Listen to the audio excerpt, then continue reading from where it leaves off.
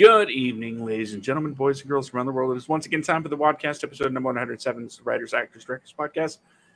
And I am one of your hosts, Josh, joined as always by, I don't know what the opposite of Rip Van Winkle is, but it's Brandon. Yeah, what is up? Yeah, the opposite of Rip Van Winkle, the guy that never sleeps, right? What's up, everybody? Man. God, I wish. Happy Friday, everybody. I missed the days when Fridays actually meant that I was going to be off for the weekend, but that's not the case with me. So it's going to be a relatively short show tonight, but we're still here. Josh and Jen did a great show last week without my presence because I was working. But I'm here tonight, if only for a little bit. And then if after my departure, Josh decides to carry on the rest of the show, then you'll have that little treat, just you and Joshy time. But Josh rant incoming. But either way, we've been talking about a few things as far as what to do for a show that's pretty much only going to be like a half hour long. And I think you and I had decided that it's just probably best to go through like a you suggested the headline approach, like go through headlines and see what we can like a lightning round of news and see if you have any kind of thoughts on the articles that I pull. So just a quick little introduction, quick hi. And we're just going to dive right into this, okay? Okay. You ready for number one? Yes, sir. All right. I don't know if you've heard, but Disney Plus is bringing back the Goosebumps series. I have. And Justin Long has joined the cast. Oh, okay. So they're bringing back an actual new series, not like the old one. Yes. Okay. Good. I'm sorry, that old one, the old series was really bad. It was bad. Hey, it was fine for Saturday morning. So, yeah, it was. And considering our age, it was basically the only kind of teen horror stuff that we got, other than Are You Afraid of the Dark? And that actually had some terrifying episodes, though. Yeah. So, but yeah, I heard about that. But if it's gonna be like a all new series, then I'm down for it. Like, I mean, R.L. Stine actually has a bit of talent when it comes to being creepy, but he was always like a teen horror author. So I was always more of a Clive Barker, Stephen King, even since I was a little kid kind of person. I did the graduation from R.L. Stine to Stephen King. Yeah. I tried to do the Dean Koontz thing, but I was like, I don't like this. Yeah, not a fan.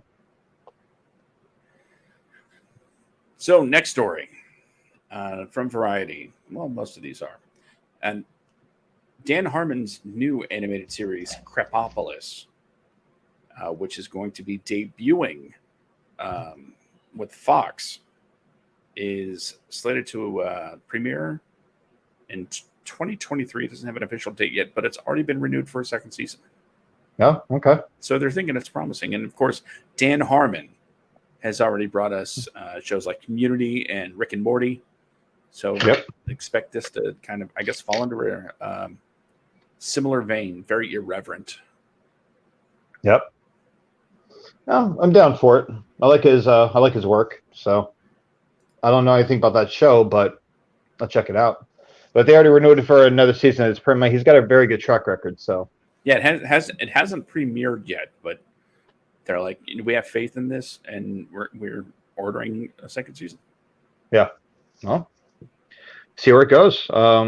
It's like I say, he's got a good track record with what he puts out. He's a very good showrunner.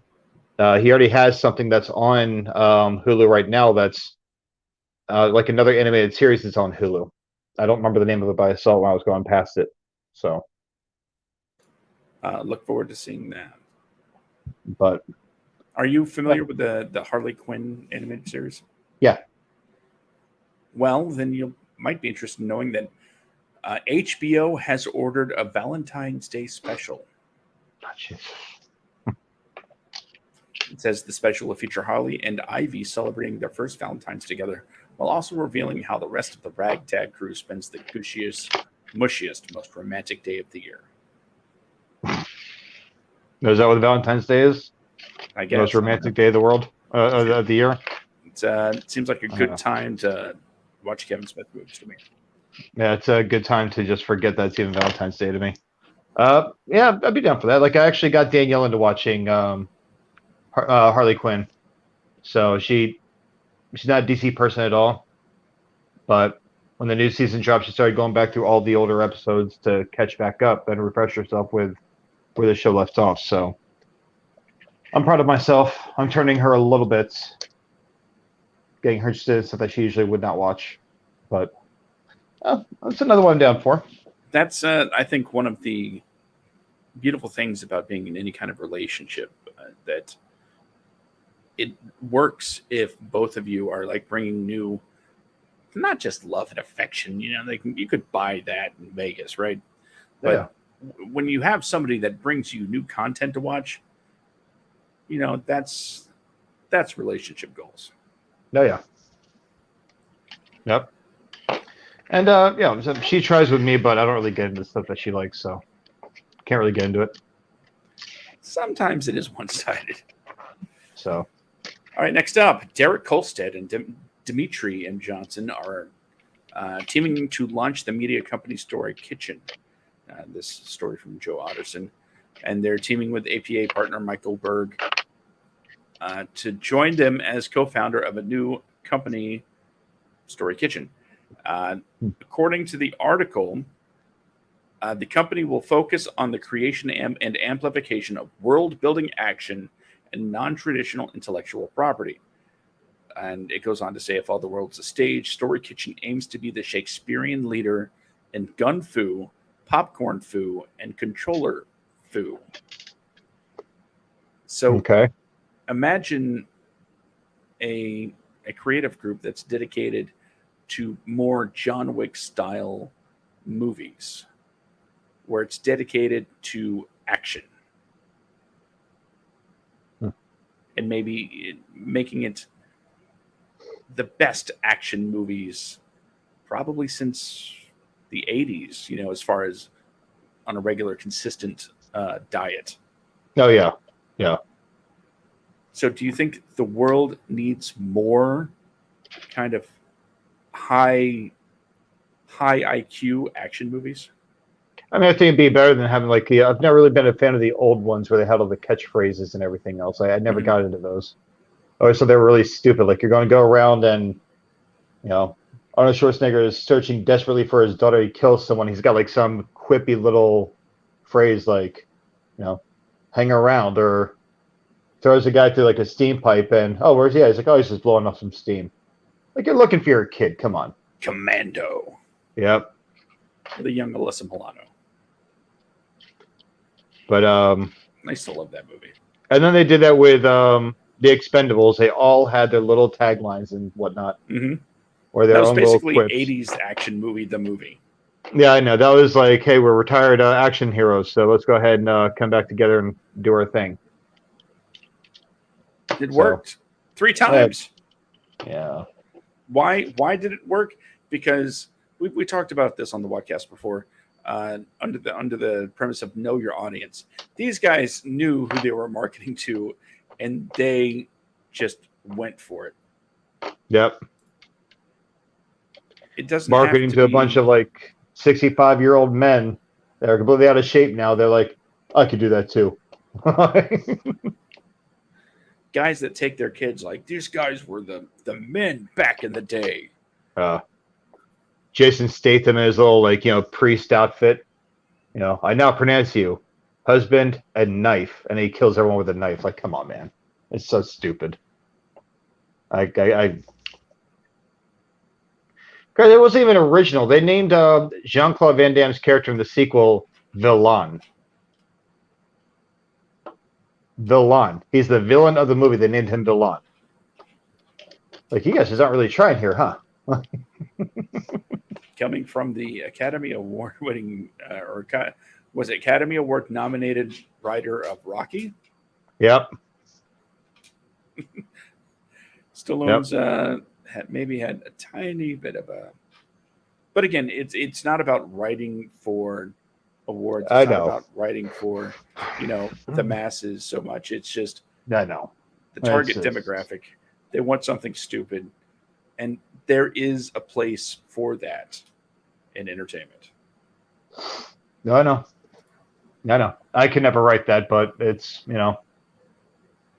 Well, I mean, that's cool. I mean, yeah, I'm all for like the more higher thinking level action films. I think those are a lot. I wouldn't really call John Wick a higher I think IQ it's the action film. choreography that is the high IQ part. Oh, the choreography, yeah. It's just every movie when they describe John Wick, he's a man of great intent and resolve, or what? But they repeat the same line that's said in every movie before it. When they Kill describe this him, dog. they repeat the same lines to describe him. He's a man of resolve or whatever it was, but they say the same thing. Different people, they say the exact same thing. Like, okay, I get it. I know. I've heard this 2 times before. Mm-hmm. Can't wait till John Wick 4 comes out. Yep. Next up, Ben Kingsley is going to star in a film adaptation of Neil Gaiman and Dave McKean's graphic novel, Violent Cases. Okay. Are you familiar with this particular graphic novel? Familiar with its existence, not familiar with the content.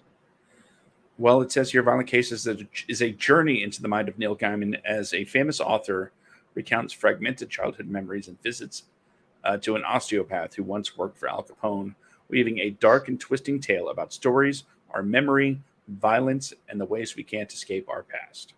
Okay. Kingsley will play the osteopath. Okay. Cool. I thought so too. It's, I like Ben Kingsley, so. Had a little bit of Cobra Kai news. Oh, Jesus. Coming out one day ago, Nielsen's streaming top 10, Cobra Kai debuts at number 1, beating out Rings of Power and House of the Dragon. No. Because that should be hard to do. Although the says the next 2 titles above 1 billion minutes watched were Amazon Prime Video's The Lord of the Rings. So people are watching the crap out of this stuff. But Cobra Kai takes the cake. And in second place, Thor Love and Thunder, which was watched for 1.5 billion minutes upon arriving on Disney+. It's actually really impressive. A lot of people were waiting to see it on Disney+. Yeah. It's just a real quick side. Do you think it helps or hurts knowing where and not necessarily when, but where a movie is going to end up after its theatrical run? No, I think it kind of actually helps, if anything. I mean, think these it would days, definitely like help viewership. Oh yeah, it'll help viewership. Then you have people that want to be collectors of the physical property of the movie. Mm-hmm. So your DVD, Blu-rays, and all that stuff. But yeah, no, I think it absolutely does help. I think that also if you have piss poor marketing, then I think the backup of releasing to streaming while you were within like 2 weeks of releasing it in theaters is a pretty good idea. But get that initial run money. Yep. And then go to streaming and pick up the rest of it. Billy. Well, the next story is one that we briefly talked about before the show started. Chris Pratt is Mario, but apparently Mario is Chris Pratt. Yep. No voice acting involved. It's just Chris Pratt recording his lines as Chris Pratt.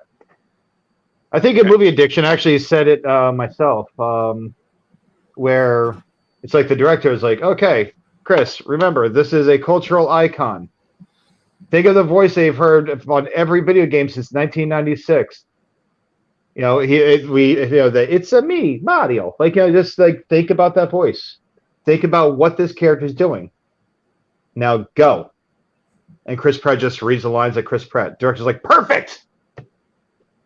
It's me, Mario. Yeah. Did I do it? Yeah. Nailed it, Chris. Then like How I much does he can't. get paid per line? Yes, I can't think of the voice actor for the Mario in the video games for the last like 20 some odd years. But I don't think they had to go that route with Mario. no, They had a great one in the '80s with Captain Lou Albano. yeah, like I mean, it's just something like a scruffier voice or like a scruffier voice would be fine. But it's just like it's one of those deals where like at least kind of make him sound like he's older, I guess, or at least like just something because He's got a mustache for crying out loud.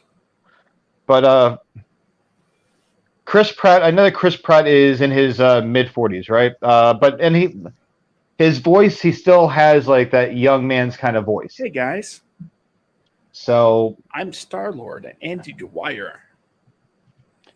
But it's just like one of those deals where you can only Jurassic Park movies too. Yeah, it's like you can only like.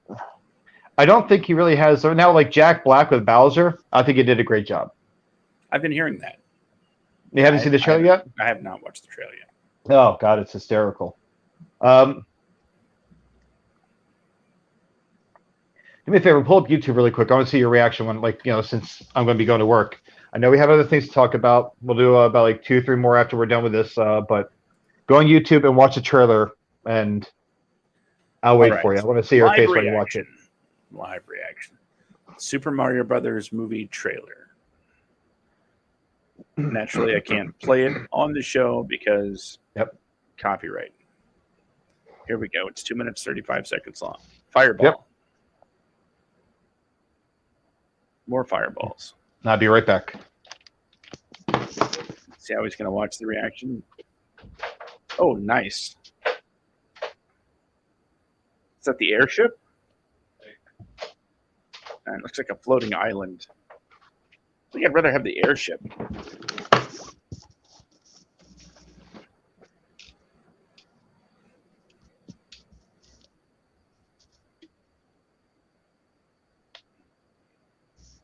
All those little Koopa Troopas. Did get Bowser looks great.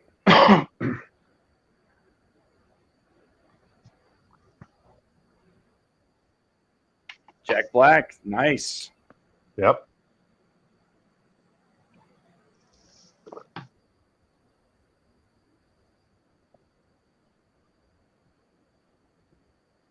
Penguins throwing snowballs, and Bowser's just kind of standing there.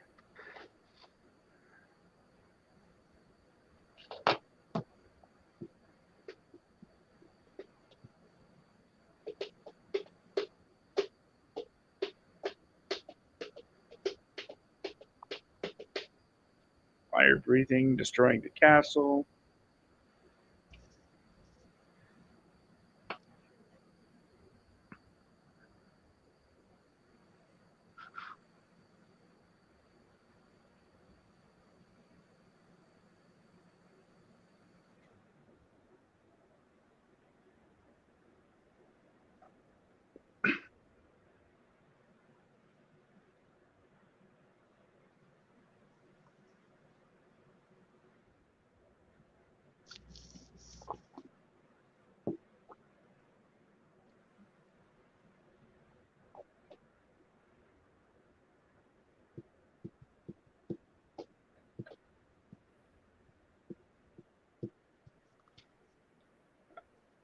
Okay, it's not as bad as I thought with that second line. He looked like he was trying to throw whatever constitute Brooklyn in his mind. Mm-hmm. Mushroom Kingdom, here we come. But it looks wonderful. The animation. Oh yeah, it looks beautiful. Great. I like the humor in it because the humor definitely reminds me of the old school cartoons. Hey, paisanos! But especially like the Penguin and King, like that was just a taste of our fury. Do you yield? Like I do not. All they do is just pelting him with snowballs. I think they take out one Koopa with like a catapult and like a medium-sized snowball. I am definitely going to see this movie. Oh, I am too. I'm looking forward to April. So, but yeah. All right. So Anyway, so let's do two more, and then I got to get out of here. all right, two more. It has been confirmed in the new Velma series from Mindy Kaling that Velma is officially a lesbian. I don't see the point, but that's me.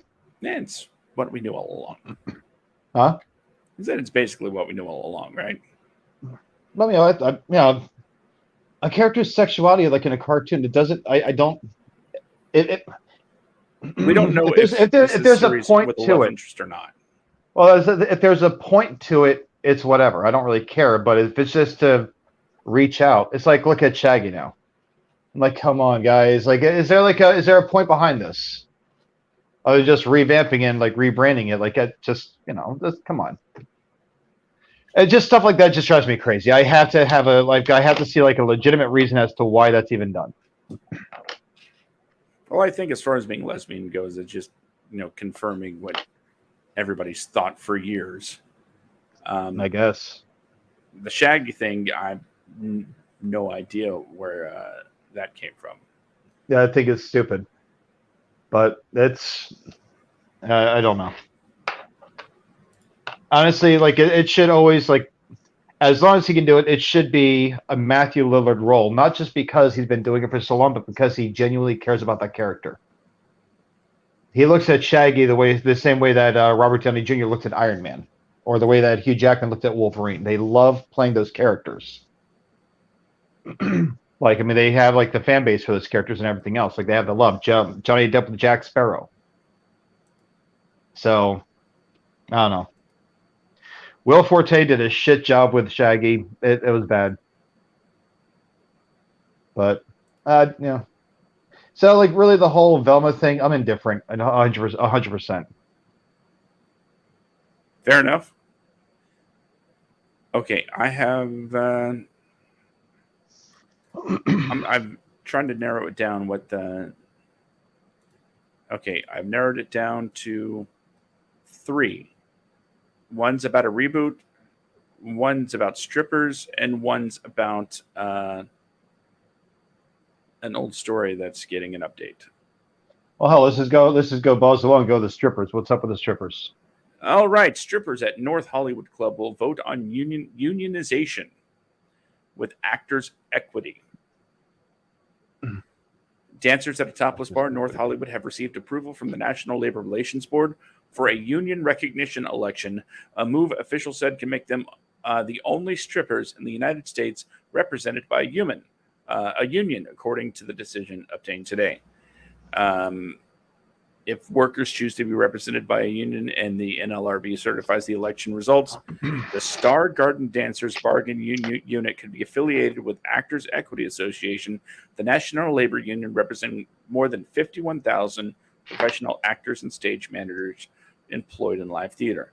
Kate Schindel says every worker who wants a union deserves a union, including the live performers in strip clubs. They're not even okay, but they're not okay. Sure. I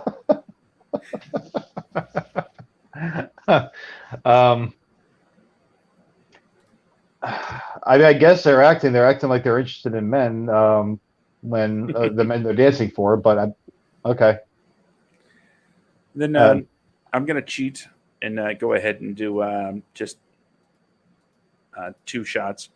Frasier's coming back, greenlit by Paramount Plus.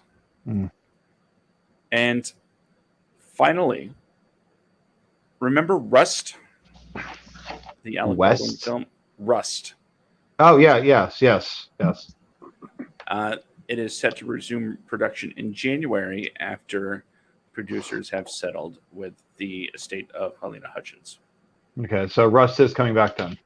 Rust is going to be completed. Okay. And that's cool. All of the news. Okay. Well, on that note, I've got to get going, guys. Ladies and gentlemen, sorry it is such a short time of my presence here. I love adore you people. I've got to get to work. So all of you have a safe, happy weekend. Josh, if you want to carry this on for another half hour, however long, and just kind of do your own thing and discuss some of these things, go ahead. I got you. I will do my best to chime in when I can. But no, I'm probably just going to wrap it up. There you go. Okay. Well, he's going to do the fatherly final word. Follow me, bjacksman1982 on Instagram. Follow the WADcast on Instagram. He'll give you all the links. And I got to go. Hugs, kisses. Mwah. Bye. All right. Now that Brandon's gone, we can really have fun. Okay. Honestly, I pulled those headlines and it's been kind of a slow news week. But I'm going to go ahead and put this out there. Tell all of you to start making some news. How? Well, it starts with you. And remembering the only thing standing between you and your dreams is you. You have the ability to create. All you need to do is create. If you want to write. If you want to direct, grab your phone, start getting some shots in, download some editing software. Do what you got to do what you want to do. It's out there. It's ready for you. All you got to do is stop getting in your own way.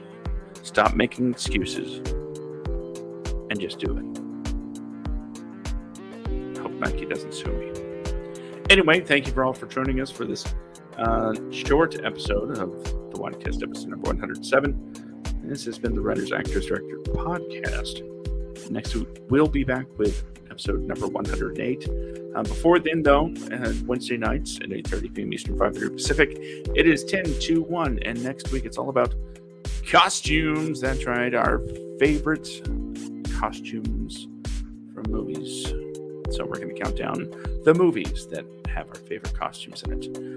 And on Thursday, coming back, TV dinners, spooky season special, another spooky season special, because 10-1 is part 2 of the spooky season month-long celebration. And every Friday night at 10 p.m. Eastern, 7 p.m. Pacific, that is the WADcast. If you want to know more information about Wadco Media and everything we do here, go to wadcomedia.com. Like us on Facebook, and you'll be able to see all of the shows go live. You can also find it on Twitch and YouTube. Check out the old shows. I'm sure we're going to start making other things too, other than podcasts. Been batting around some ideas. So hopefully you'll come along with us on this journey. And until next time, I have been Josh, and speaking for Kevin, have a great week, and we will see you next time.